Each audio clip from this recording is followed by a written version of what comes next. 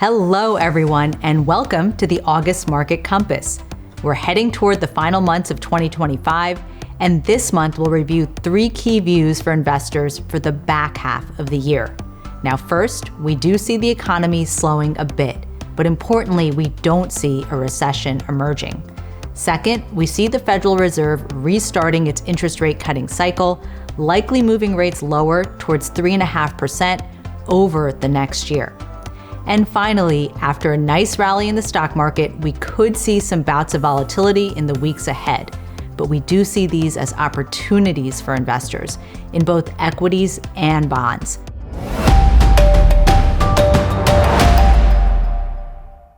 Now, as we sit here at the end of August, we know it's already been quite a roller coaster ride for investors. The US stock market fell nearly 20% in April as uncertainty around tariffs rattled the markets. However, stocks quickly made a comeback, with the S&P 500 rallying about 30% from its April lows in a classic V-shaped recovery.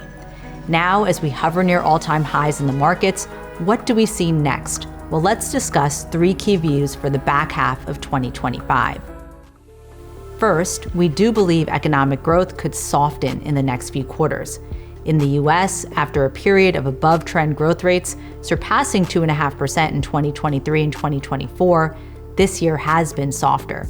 In the first half of the year, real GDP growth averaged about 1.2%, and we expect it could remain below 2% for the remainder of 2025. Now, why is that? Well, first, we see inflation heading towards 2.5% to 3.5%, above the Fed's 2% target. This comes as higher tariff rates take effect, and companies may choose to pass some of these higher costs on to consumers.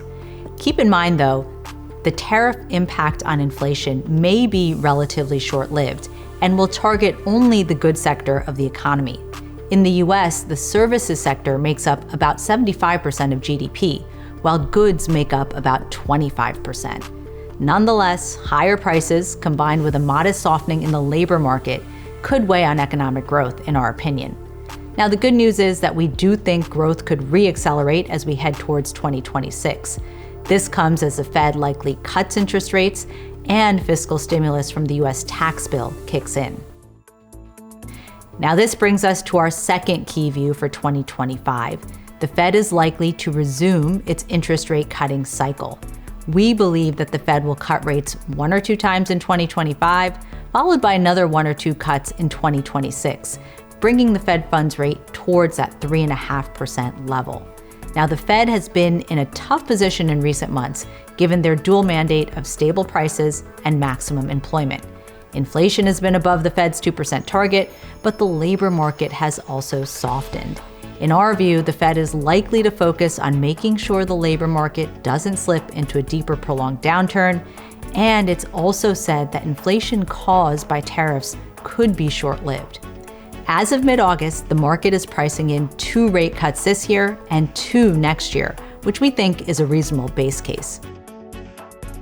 Now, finally, after a nice rally in the stock market with the S&P up nearly 30% from its April lows, we believe some bouts of volatility are likely in the weeks ahead. This comes as we move towards the seasonally choppier months of September and October, and as US economic data may soften in the coming quarters. However, we also know it's normal to experience 2 to 3 pullbacks in the market in any given year, especially in years with elevated uncertainty. And we do see bouts of volatility as opportunities for investors to diversify and to add quality investments at better prices. So, where do we see opportunities for investors today? Well, we continue to favor stocks relative to bonds in this environment.